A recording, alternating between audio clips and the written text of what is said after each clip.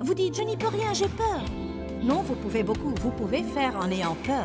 Vous pouvez dire, eh bien, j'ai peur, mais je vais choisir l'ardiesse. J'ai vraiment peur, mais je vais choisir d'être courageux. Bienvenue à La Vie dans la Parole avec Joyce Meyer. La Vie dans la Parole est un ministère d'entraide basé sur un enseignement solide et pratique pour une application de la parole de Dieu. Votre réponse est dans la parole de Dieu. Et laissez-moi vous dire, le Seigneur est capable de vous guérir là où vous souffrez. La Vie dans la Parole est un ministère international qui atteint le monde par le cœur de Dieu. Et voici aujourd'hui pour vous l'occasion d'expérimenter la vie dans la parole avec Joyce Meyer.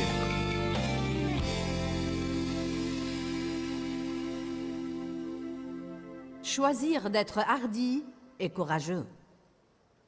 Je crois que Dieu nous réserve beaucoup plus que ce que nous recevons, et souvent c'est parce que nous ne voulons pas sortir de la barque. Amen. Nous devons surmonter cette mentalité de rester dans la barque. Beaucoup de gens restent dans la barque alors qu'ils peuvent marcher sur les eaux. Alléluia.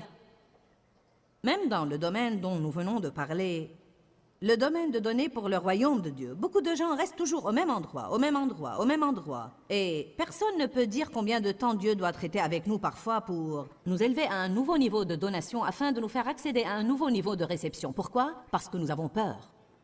Nous ne donnons pas davantage, de peur de ne pas avoir assez pour nous. Et donc, nous attendons un moment plus convenable. Il y a plein de domaines où nous devons être plus courageux. Combien de vous croient que nous avons besoin d'avoir un plus grand esprit de courage? L'apôtre Paul a demandé à l'Église de prier pour lui, pour qu'il puisse prêcher l'Évangile avec hardiesse. Je crois que tout ce que nous faisons, nous devons le faire hardiment. Ouvrez s'il vous plaît sur Josué, chapitre 3. À partir du verset 2, Josué chapitre 3, verset 2. Une des choses qui font peur aux gens, c'est de se retrouver avec quelque chose qu'ils n'ont jamais fait auparavant. Nouveau territoire. Nous n'avons aucune expérience dans un domaine, donc nous avons peur de ne pas savoir quoi faire. Nous avons peur de ne pas savoir faire face aux situations. Y a-t-il quelqu'un là ce soir qui fait face à de nouvelles choses dans sa vie en ce moment? Eh bien, tout le monde à peu près. Alléluia. Je ne sais pas pourquoi cette écriture particulière que je me prépare à vous lire a tellement captivé mon cœur. Mais pour moi, elle est significative. Verset 2. Au bout de 3 jours, les officiers parcoururent le camp et ordonnèrent au peuple: lorsque vous verrez l'arche de l'alliance de l'Éternel, votre Dieu, portée par les prêtres lévites, vous quitterez le lieu où vous vous trouvez et vous la suivrez. Maintenant, ils encourageaient le peuple à suivre l'arche. Mais comprenez que l'arche pour eux contenait la présence de Dieu. Pour eux, cela équivalait à suivre le Saint-Esprit ou à suivre la parole. Une chose est sûre, quand la nuée se déplaçait, ils devaient se déplacer avec. Les Israélites voyageaient dans le désert et installaient leurs tentes. Et la Bible dit, quand la nuée se déplaçait, ils se déplaçaient, et quand elle restait, ils restaient. Ils ne savaient jamais exactement quand elle allait se déplacer ou combien de temps elle allait rester. Mais ils ont pris l'habitude de suivre Dieu. Si Dieu se déplace et que vous restez sans l'onction. Peut-être que vous continuez à œuvrer sur une chose alors que Dieu en a fini avec, et ça devient une œuvre morte. Je dis à Dieu régulièrement, et je viens de le dire à notre personnel dernièrement, nous n'allons pas avoir un tas de vaches sacrées dans ce ministère. Qu'est-ce que je veux dire par là? Nous n'allons pas faire une chose sous prétexte que nous l'avons toujours faite. Si Dieu a fini d'une chose, je veux en finir aussi. Je dois être prête à faire des changements quand j'ai besoin de faire des changements et ne pas avoir peur. Nous avons dernièrement diminué les sessions de nos conférences de 5 à 4 sessions. Comprenez que pour nous, c'est un pas de foi. Nous procédons de la sorte depuis des années. Chaque réunion que nous tenons signifie un plus grand nombre de personnes à atteindre. Mais quand nous en annulons une, nous sacrifions les nouvelles offrandes, nous sacrifions un après-midi de vente de produits, et que ça vous plaise ou non, il y a un côté pratique au ministère. À part la prière, nous devons faire marcher les affaires. Amen. Nous devons faire des choix pour nous soutenir. Réduire était pour nous un pas de foi, hein, parce que nous savions que nous allions devoir compter sur Dieu pour suppléer au manque d'une autre façon. Pour nous, c'était comme une donation. Vous dites, pourquoi l'as-tu fait? Parce que je n'ai plus 25 ans. Je n'ai plus 30 ans. Même pas 40 ans. Donc avoir 5 sessions comme ça, prêcher, me tenir debout ici et faire tout ce que je fais 5 fois d'affilée, vous savez, je rentrais chez moi complètement épuisée et exténuée. Donc, nous avons eu à sortir de la barque et à suivre la nuée et à être prêts à faire une chose un peu différente de ce que nous avions l'habitude de faire. Et en même temps, nous avons eu à nous fier à Dieu pour pourvoir à nos besoins d'une façon différente de ce qu'il faisait avant. Nous devons apprendre à suivre l'arche. Nous devons apprendre à suivre le Saint-Esprit. Et quand la nuée se déplace, nous devons nous déplacer. Et quand la nuée s'arrête, nous devons nous arrêter. Certains veulent fuir les choses bien avant que Dieu n'en ait fini avec. M'avez-vous entendu? Certains quittent une église. Ils quittent un travail. Ils terminent une relation. Ce n'est pas Dieu qui leur a dit de le faire, mais leur chair. Mais parfois, les gens restent là où ils ne grandissent pas. Ils ne sont pas nourris spirituellement, mais ils restent là où ils sont, car quitter va déplaire à leur famille. Ça a touché la corde sensible à quelqu'un? Nous devons être hardis et courageux. Nous devons apprendre à prendre nos décisions d'après les conseils du Saint-Esprit et ne pas laisser les autres nous contrôler et nous manipuler. Ils ordonnèrent au peuple, « Quand vous verrez l'arche, suivez-la. » J'aime le verset 4. Il dit, « Toutefois qu'il y ait entre vous et l'arche une distance d'environ 2000 coudées, ne l'approchez pas. Ainsi vous serez capable de voir l'arche et vous saurez quel chemin vous devez suivre. » Je trouve ça intéressant. Il dit, « Assurez-vous à suivre un rythme qui vous permet de voir clairement le mouvement de l'arche et le chemin qu'elle prend pour veiller à la suivre. » Ensuite, il leur explique pourquoi, car vous n'êtes point encore passé par ce chemin. Pour une raison ou pour une autre, c'est la phrase qui m'a captivée depuis des années dans le verset 4, juste à la fin. Car vous n'êtes point encore passé par ce chemin. Je crois que Dieu aime les choses nouvelles. Je crois que quand nous sommes menés par le Saint-Esprit, nous n'aurons jamais une vie fade. Et nous ne nous ennuierons jamais. Nous n'aurons jamais l'impression de vivre dans la routine, car Dieu nous ouvre toujours de nouveaux horizons. Beaucoup de gens mènent une vie ennuyeuse et fade, car quand l'arche se déplace, il ne se déplace pas. Quand Jésus les a appelés à sortir de la barque et à marcher sur les eaux, ils n'ont pas voulu le faire car ils avaient peur. Je ne sais pas ce que Dieu vous mène à faire maintenant, ou ce qu'il essayera de vous mener à faire dans l'avenir. Mais je crois que nous devons vivre avec beaucoup plus d'hardiesse et avec beaucoup plus de courage. Dieu nous fait la promesse de nous guider et de s'occuper de nous. À titre d'exemple, Ésaïe 30, 21 dit « Et tes oreilles entendront la voix qui dira derrière toi, voici le chemin, marchez-y, que vous alliez à droite ou à gauche. » Quand vous sortez de la barque, Dieu va vous orienter, mais vous ne pouvez pas conduire une voiture garée. Nous voulons que Dieu nous indique tout ce dont nous avons besoin avant même de faire un pas. Ça ne marche pas de cette façon. Vous faites un pas et vous vous engagez. Quand est-ce que les eaux de la mer se sont-elles fendues? Lorsque les prêtres y ont mis le pied. Vos eaux ne vont pas se fendre si vous restez en retrait quelque part à les regarder. Vous allez avoir à vous engager et à faire ce que Pierre a fait, sortir de la barque. Amen. Je peux vous donner exemple après exemple de ma propre vie. Pensez-vous que quelqu'un peut arriver là où nous en sommes dans le ministère sans avoir à sortir de la barque et à se demander ce qui pourrait bien se passer? Et si j'avais tort? Et si ce n'était pas de Dieu? Et si je manquais Dieu? Et si Dieu n'intervenait pas? Vous ne pouvez pas être un lâche et faire quoi que ce soit pour Dieu. Vous ne pouvez pas avoir un esprit lâche et faire quoi que ce soit pour Dieu. Vous devez le faire même dans la peur parfois. Si c'est comme ça que vous devez le faire, mais vous devez le faire. La seule façon de surmonter vos craintes, c'est de commencer à les affronter et non pas à les fuir. Alléluia.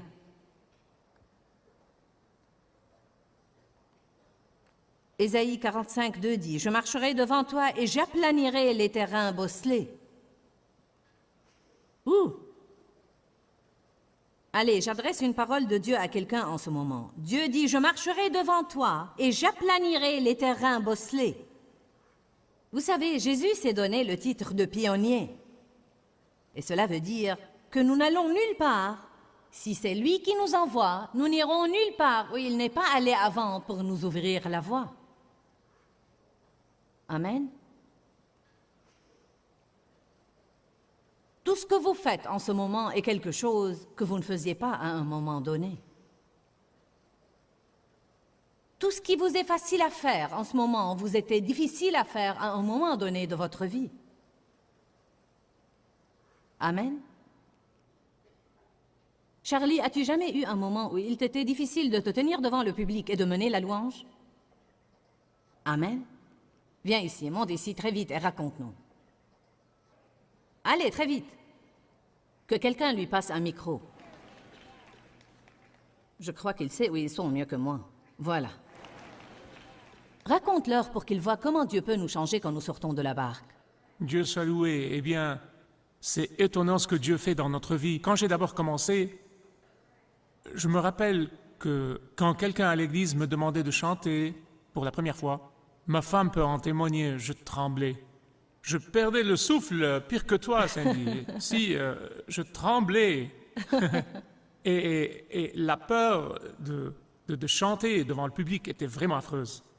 Et puis, je me suis frayé un chemin à travers ça. Et je suis arrivé au point où je pouvais chanter, plus ou moins en me cachant. Ensuite, on m'a encouragé à commencer à parler aux gens en conduisant les louanges. Et c'était un autre pas, une chose difficile à faire. Une autre chose dont je me rappelle, c'est qu'un an après avoir commencé à conduire les louanges, un ami à moi m'a demandé si je pouvais enseigner la Bible. Et je n'avais jamais enseigné la Bible auparavant. Quand il me l'a demandé, j'ai immédiatement dit non, à cause de la peur aussi. J'étais vraiment effrayé. Et dès que j'ai dit non, j'ai compris que je devais affronter la peur. Et j'ai dit, Seigneur, s'il me le demande à nouveau, je vais le faire. Après quelques minutes, il s'est tourné vers moi et m'a dit, « Tu es sûr ?» J'ai dit, « D'accord, je vais le faire. » Et je suis allé à cette réunion et il y avait 7 personnes là-bas. Mais je m'étais préparé, j'avais étudié, j'étais bien prêt, mais j'avais si peur de me tenir debout devant n'importe qui et de parler, dire n'importe quoi. Mais regardez ce que Dieu a fait, et j'en suis très reconnaissant. Si nous ne nous frayions pas un chemin à travers ces craintes, les gens autour de nous vont rater certainement une bénédiction que Dieu veut leur accorder à travers nous. Amen. Amen. Que Dieu vous bénisse. Merci, Charlie.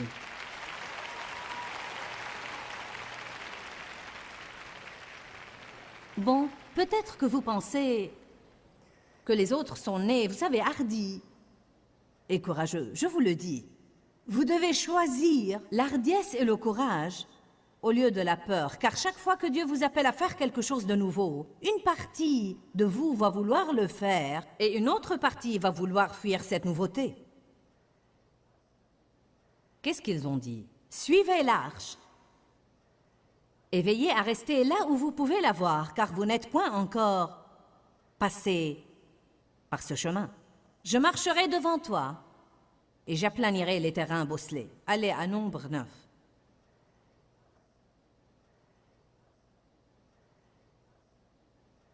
Tous ceux qui nous regardent à la télé en ce moment, je ne sais pas ce que Dieu vous dit ou ce qu'il essaye peut-être de vous faire faire, mais je peux vous dire que vous ne regardez pas ce programme par hasard. Vous n'êtes pas dans ce bâtiment ce soir par hasard. Peut-être que vous ne savez même pas en ce moment, que vous n'êtes même pas conscient en ce moment de ce que Dieu va vous demander de faire ou de l'opportunité qui va se présenter à vous. Et peut-être que Dieu vous prépare à avoir un esprit d'hardiesse pour que quand cette opportunité se présente, au lieu de dire non, j'ai peur de ça, vous disiez, eh bien, je n'ai jamais fait ça auparavant, mais si c'est ce que Dieu veut que je fasse, il va me mener à le faire, et je suis prêt à sortir de la barque car je crois que Dieu sera avec moi. Qu'est-ce qui vous fait penser que Dieu appelle les personnes qui ont de l'expérience? Dieu prend plaisir à appeler les personnes qui ne savent pas ce qu'elles font, et je suis l'une d'elles. Nombre chapitre 9, verset 15.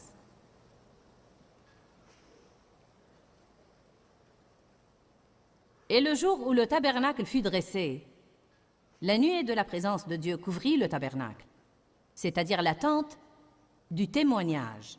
Et depuis le soir jusqu'au matin, elle était sur le tabernacle avec l'apparence d'une colonne de feu. Ainsi en était-il constamment. La nuée le couvrait le jour et l'apparence d'un feu la nuit. Chaque fois que la nuée s'élevait au-dessus de la tente, aussitôt les fils d'Israël partaient, et à l'endroit où la nuée se postait, c'est là que les Israélites campaient. Sur l'ordre du Seigneur, les Israélites partaient, et sur son ordre, ils campaient. C'est vraiment bien. Quand Dieu disait partez, ils partaient, et quand il disait restez, ils restaient. Alléluia! Aussi longtemps que la nuée demeurait sur le tabernacle, les Israélites campaient. Lorsque la nuée restait longuement sur le tabernacle, les Israélites observaient le commandement de l'Éternel et ne partaient pas. Et parfois la nuée ne restait que peu de jours sur le tabernacle. Mais sur l'ordre du Seigneur, ils campaient, et sur son ordre, ils partaient. Verset 21. Et parfois la nuée ne restait sur le tabernacle que du soir au matin. En d'autres termes, vous ne savez jamais ce que Dieu va faire. Amen. Parfois la nuée restait longtemps, et parfois elle ne restait qu'un seul jour. Si vous allez suivre Dieu, vous devez être prêt pour une chose différente tout le temps. Non pas pour une chose habituelle, mais pour une chose différente. Je savais que Sandy voulait avoir un bébé, mais je peux vous le dire, je ne m'attendais pas à ce qu'elle ait des jumeaux. Vous dites pourquoi? Parce qu'elle voyage souvent avec nous, et je compte sur elle dans beaucoup de choses qu'elle fait, et elle m'aide beaucoup à la maison, et m'aide à organiser ma vie à la maison. Donc j'en suis encore ébahie. Jumeaux? Demandez-lui, même aujourd'hui au déjeuner, j'étais à table et je disais... Jumeaux? C'est comme... Vous savez, vous ne pouvez même pas prendre deux bébés quelque part en même temps. Je lui ai dit, tu ne peux même plus venir chez moi toute seule maintenant, à moins que quelqu'un vienne t'aider. Maintenant, je sais que ce n'est pas si radical. Mais le problème était que nous avions fait des projets pour un et non pas pour deux. Avez-vous jamais remarqué que Dieu travaille en dehors de vos projets? Je pense qu'il prend plaisir à ça. Ma fille aînée a prié pour avoir des jumeaux. Elle a demandé à Dieu des jumeaux. Elle disait à n'en plus finir, si je pouvais juste avoir des jumelles. Oh, si je pouvais juste avoir des jumeaux. Elle a même dit, avant que Sandy ne tombe enceinte, elle a dit, si Sandy a des jumeaux, je crois que je hurlerai. Elle a dit, je devrais prendre le temps de penser à tout ça. Puis, Sandy l'a appelée et lui a dit, je vais avoir des jumeaux. Elle a versé quelques larmes, puis savez-vous ce qu'elle a dit? Vous savez, Dieu sait ce qu'il fait. Ses voix ne sont pas nos voix. Dieu aime gâcher nos plans. Si Sandy va avoir les jumeaux, c'est qu'elle est censée les avoir. Quand allons-nous apprendre à laisser Dieu être Dieu dans notre vie et à arrêter d'essayer d'être le patron? Alléluia. Il y a donc beaucoup de questions sans réponse pour moi. Qui va faire cette chose-ci à sa place? Qui va faire cette chose-là à sa place? Comment ceci va marcher et cela va marcher? Vous savez quoi? Je sais que Dieu va nous guider. Je sais que si nous gardons nos yeux sur Dieu, et si nous suivons son onction, et si nous suivons sa présence, il va nous mener. Nous n'avons pas à savoir ce qui va arriver dans 9 mois. Tout ce que nous devons savoir, c'est que Dieu a la solution. Et il en va de même pour vous aussi. Vous n'avez pas à savoir ce que Dieu va faire la semaine prochaine et dans 5 ans. Dieu vous montrera que faire quand le moment de le faire viendra. Quelqu'un peut dire Amen? Nous avons besoin de ça, n'est-ce pas? Verset 22. Si c'était pour 2 jours ou 1 mois ou une année que la nuée s'arrêtait sur le tabernacle, les Israélites campaient et ne partaient pas. Mais quand elle s'élevait, il partait. Ce qui est formidable à ce propos, c'est qu'il dit, parfois c'était 1 jour, parfois c'était 2 jours, parfois 2 semaines, parfois 1 mois, mais il restait toujours prêt, et quand Dieu partait, il partait, et quand Dieu restait, il restait. Dernier verset. Et sur l'ordre de l'Éternel, il campait, et sur son ordre, il partait. Ils observaient le commandement de l'Éternel selon l'ordre que l'Éternel donnait à Moïse. Maintenant, allez à Josué 1. Beaucoup de vous se retrouvent dans une nouvelle situation dans leur vie. Peut-être que vous en êtes conscient, et peut-être pas, mais je vous le dis, Dieu veut faire une chose nouvelle dans votre vie. Vous allez devoir ne pas avoir peur. Nous prions pour le changement, mais quand il vient, nous sommes pétrifiés. Josué 1, verset 5. Josué pourvoyait aux besoins de Moïse. Il voyageait avec Moïse et apprenait beaucoup de Moïse et restait sous l'onction de Moïse. Et je suis sûre qu'il partageait cette onction car vous finissez par ressembler à ceux que vous fréquentez. C'est pour cela que vous devez faire attention à vos fréquentations. Car les esprits sont transmissibles. Je suis sûre qu'il y avait des moments où Moïse imposait les mains sur Josué et que celui-ci partageait l'esprit de Moïse. La Bible n'en fait pas mention, mais je suis sûre que Josué, étant comme nous tous, avait peut-être des rêves et des visions pour faire des choses plus importantes que de porter la tunique et de chercher l'eau et tous ces trucs. Et qui sait, peut-être même qu'il pensait secrètement dans son cœur, quand Moïse vieillit, je me demande si Dieu va peut-être me laisser faire certaines des choses qu'il fait après qu'il l'ait pris. Nous ne savons pas ce que Josué a pensé. Mais quand ceci est arrivé et Moïse est mort et Dieu a appelé Josué à prendre sa place, Dieu a eu à lui dire à plusieurs reprises, « Maintenant sois hardi et courageux.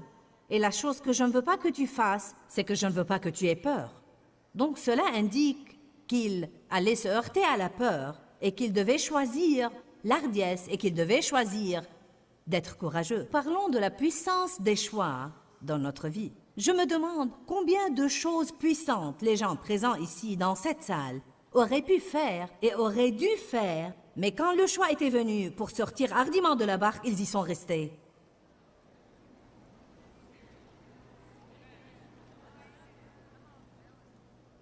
Allez. Combien de bénédictions extraordinaires de Dieu les gens manquent dans les services de l'Église parce qu'ils suivent leur plan au lieu de prendre un risque et de laisser quelque chose de différent se passer. Dieu bouge comme le vent. Vous ne savez jamais ce qu'il va faire, où il va le faire, ou quand il va le faire, mais il veut que nous lui donnions le droit de passage. Nous devons laisser Dieu tenir les rênes. Je me demande combien de gens qui nous regardent à la télé ont vécu dans la peur toute leur vie. Vous dites, je n'y peux rien, j'ai peur.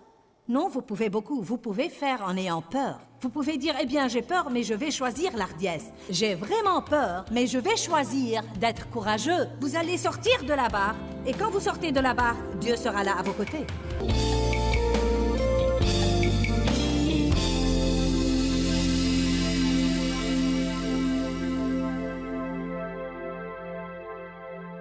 Aujourd'hui, nous avons discuté de l'importance de faire les bons choix. Et bien sûr, les choix vont littéralement dans chaque domaine de notre vie. Mais aujourd'hui, nous avons parlé de choisir d'être hardi et courageux plutôt que d'être craintif, timide et peureux.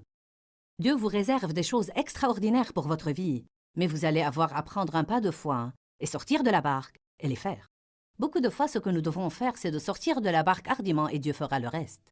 Satan nous attaque avec la peur. Mais je crois que la seule attitude acceptable pour un chrétien concernant la peur, c'est « je ne vais pas avoir peur ». Dieu ne nous a pas donné un esprit de peur, mais de force, d'amour et de maîtrise de soi.